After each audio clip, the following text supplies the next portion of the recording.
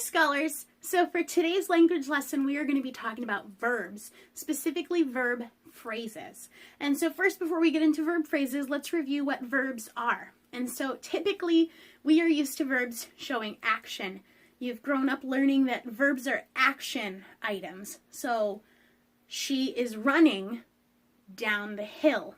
He is sledding down the hill. She is drinking a cup of coffee. Action. Verbs showing action are called action verbs. Well, we also talked about state of being verbs. State of being verbs, and they simply just tell you about your subject. She is reading a book. So is would be her state of being, and then reading would be an action. Oops, I verb phrased. Oh my goodness, golly gracious. But a state of being verb talks simply about your subject. And so our state of being verbs, am, is, are, was, were, be, being, and been. Am, is, are, was, were, be, being, and been. And so Jesus said, I am the good shepherd. The verb in that sentence is am, because that's the state of being of our subject. Allison was the winner of the race. Was is her state of being. Those are verbs too. So we have action verbs, we have state of being verbs. Action tells you what your subject is doing. State of being simply just talks about your subject. And then we also talked about helping verbs. Helping verbs. And so some verbs can't just do the verb job by itself. Specifically if they end in en or ing. Some of those verbs need something to help them. And so we have some helping verbs that that would help the explain what's happening in the sentence. And so our helping verbs: have, has, had, do, does, did, shall, will, should, would, may, might, must, can, could. Have, has, had, do, does, did, shall, will, should, would, may, might, must, can, could. And so helping verbs help the verb in a sentence to do their job. So, for example, you may stand up. Stand is the action, but it doesn't quite work by itself. You may stand up. Or Julia has left her library book at home. So left, that's what happened. It's an action there, but Julia has left. Has is the helping verb there. We will jog for 15 minutes today. So jog is an action, but it needs a helper. We will jog for 15 minutes today. And so those are helping verbs as well. So verbs can show action, verbs can show the state of being of your subject, and verbs can also be helpful. And so verb phrases. Verb phrases, well, a phrase is two or more words put together. And so a verb phrase by definition, like I have on the board behind me, a verb phrase is the main verb and its helping verbs. The main verb will be the last verb in the verb phrase. One more time, let's read that together. A verb phrase is the main verb and its helping verbs. The main verb will be the last verb in the verb phrase. So I have 4 sentences on the board here with me. And what we're going to do is we're going to identify the verb phrase. We're going to underline it twice, and then we're going to circle the helping verbs. So again, a phrase is 2 or more words, and we have a verb phrase which has a main verb and a helping verb. So let's look at this first sentence together. I have read Heidi 2 times. I have read Heidi 2 times. So our verb phrase, well, read is definitely an action. And let's see, is have a helping verb? Yes, it is. So let's underline that twice because it's our verb phrase. And our helping verb is have. I have read Heidi 2 times. That's my verb phrase. Let's look at the next one. No man can serve 2 masters. No man can serve 2 masters. Well, I easily see the action is serve.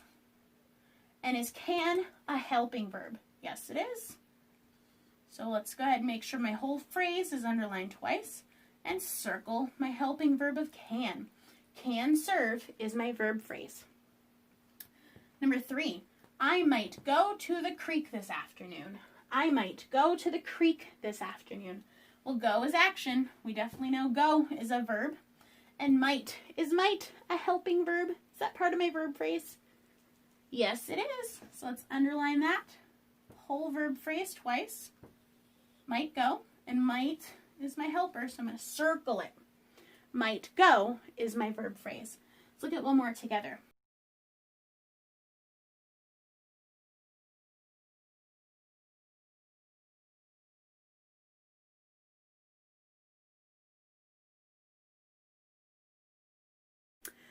All right, scholars, it's Miss T again with another section from today's language lesson. We are talking all about verb phrases. And so our main idea, let's reiterate it again.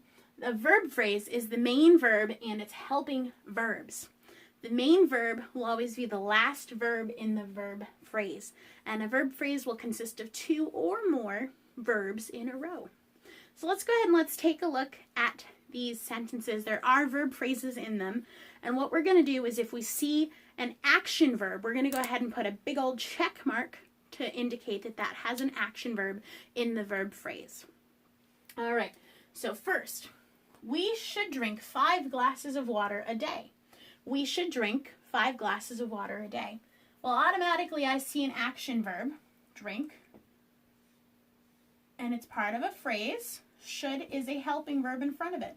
Should drink is my verb phrase. Is there an action verb in there? Absolutely. So we're going to put a check mark for number 1. Next sentence, number 2.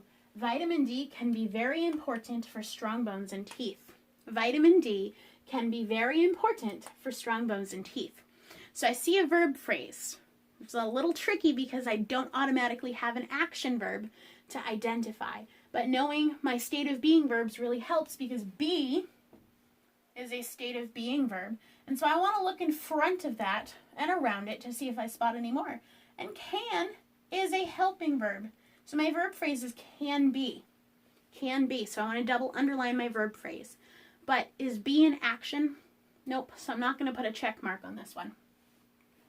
Number 3. Minerals are needed for good health too. Minerals are needed for good health too. So actually, just welcoming you to my thought process. I spotted the helping verb first. The state of being verb, are, but I also see that needed is a verb too. It's kind of a tricky one, but it's there. So my verb phrase for number 3 is are needed. Minerals are needed.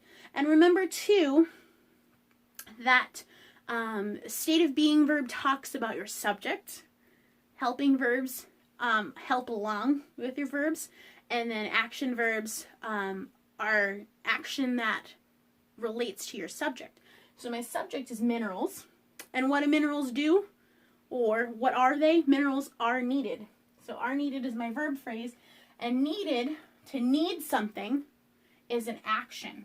That one's kind of tricky, so I'm glad we're doing that one together. Minerals are needed for good health too.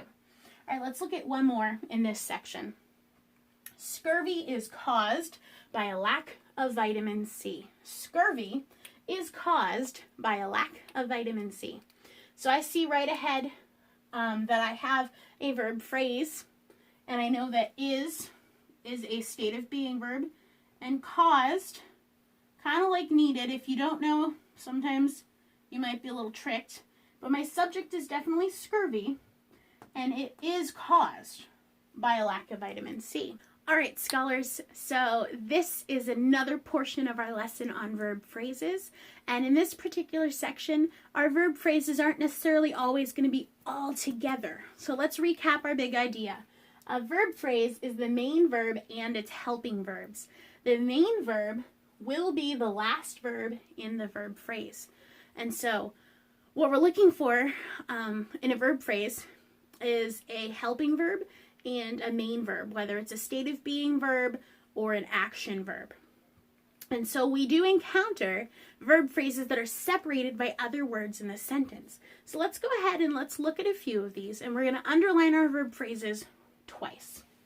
So, first sentence we have, little Heidi was now living with her grandfather. Little Heidi was now living with her grandfather. Well, we see living is an action.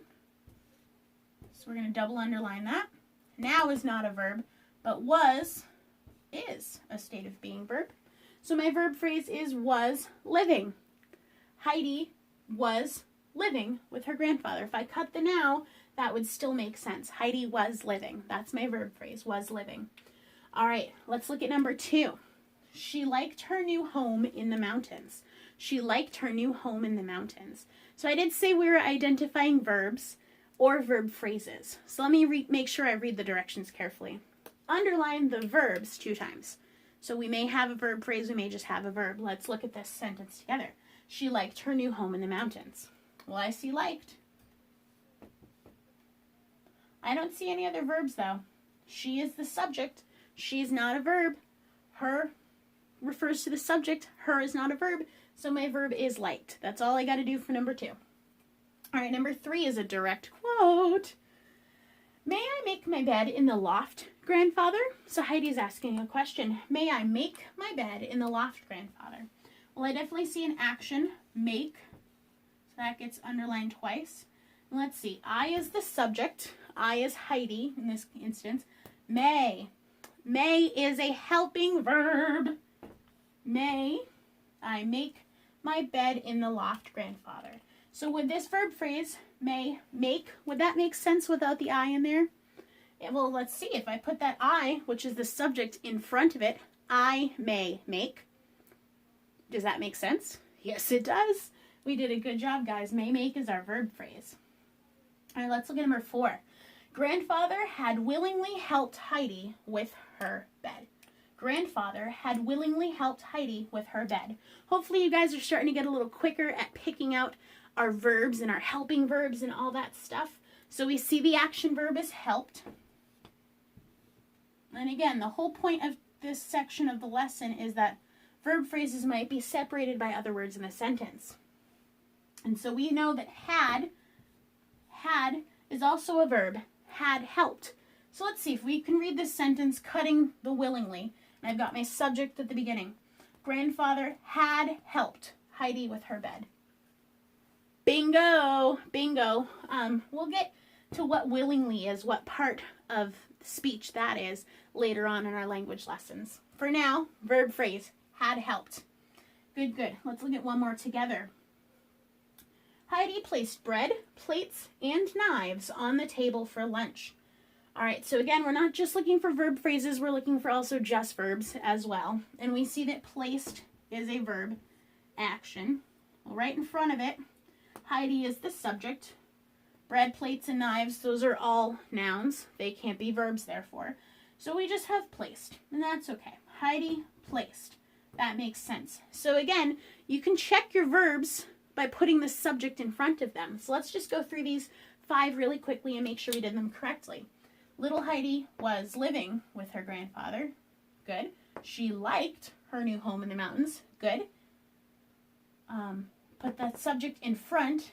Instead of it being a question now, we could read it as, I may make my bed in the loft. May make is my verb phrase. Number 4, grandfather had helped Heidi with her bed. That checks out. And then Heidi placed bread, plates, and knives on the table for lunch. So those are some examples of sentences where our verb phrase is broken up by other words in the sentence, but don't be fooled. Identify them and you'll be golden to go, scholars. Thank you so much and good job. If you need to go back and watch anything in this lesson, go ahead and do that. Otherwise, I will see you soon. Bye!